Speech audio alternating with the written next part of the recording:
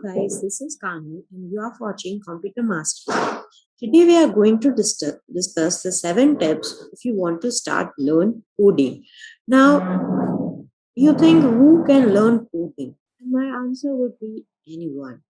If you are a student or a housewife or a homemaker, you can start learn coding and apply your skills in the freelancing business to make the wonderful web applications and mobile applications and earn decent income.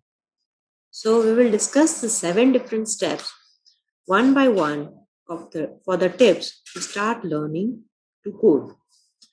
First and the foremost thing I want to discuss with you is that what is the agenda for you to learn to code. The reason can be anything. It can be you want to have a passive income, or you want to be a freelancer, you want a pocket money if you are a student, or you want an application which is not available in the market and you want all the features in one app, but you want to build it for yourself. Now, for that application or the agenda you want to start with, you have to know which programming language you need to start to code with. So, there are 4 to 5 different programming languages such as Java, Python, Ruby, and C++, and many more programming languages, which helps you to build the applications you need, and therefore you can start with any of the programming languages you want. The most important factor you need to take care of while starting to learn coding is to practice well while you learn. We read the books, we see the tutorials, we practice but it is not enough to read and watch the videos. You also need to practice it, and practice it in such a way that you get the applications of that code. For example, we can take login page, and login page will require username and password. So username and password are needed to store in the database.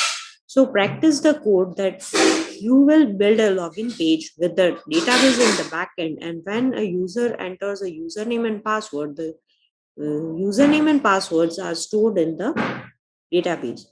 So this is just the one example of how you can practice your code work, but learn it and do it. Keep coding standards in mind. This is the one of the most important factor when you are a freelancer or a professional or in a professional job. You have to keep coding standards in mind. If you are working in one project, but you give the project to another person after 6 months, so it will be easy for him to understand your code and modify it. That is the main reason why coding standards are mandatory. Join an online community. Sometimes it happens that we don't get an idea of how to write a particular code or how to apply the logic of a particular code. So I suggest to join some online communities like stackoverflow.com, which gives the solution of all the problems you have while you practice or implement. Mm. If you search regarding your question, you might get a solution ready for it. And if you don't get the solution, post your question, and there would be someone who is ready to help you and will give you the response, and you will get the solution regarding your problem. Publish your code in version control systems. The next thing to take care of is to keep the track of the code in different versions. So if any time, if one code doesn't work, and you can easily roll back to the previous version of your code and resolve the issues. This practice is very efficient when you are not in the beginning, but when you are an intermediate coder and you are working in a team. It is the most helpful thing to keep your code in version control systems like GitHub, GitLab, and many other version control systems are available on the web.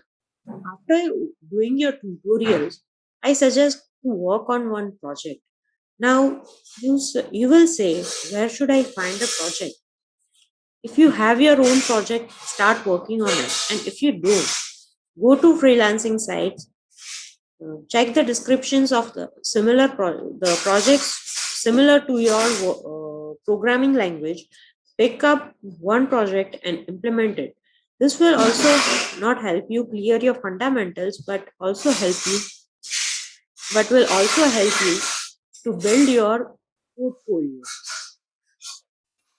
So here are the some tips when you want to start to learn to code. So that's it for this video, guys. If you haven't subscribed to my channel, please do subscribe to my channel to get latest updates of the programming tutorials and other tips and tricks for coding.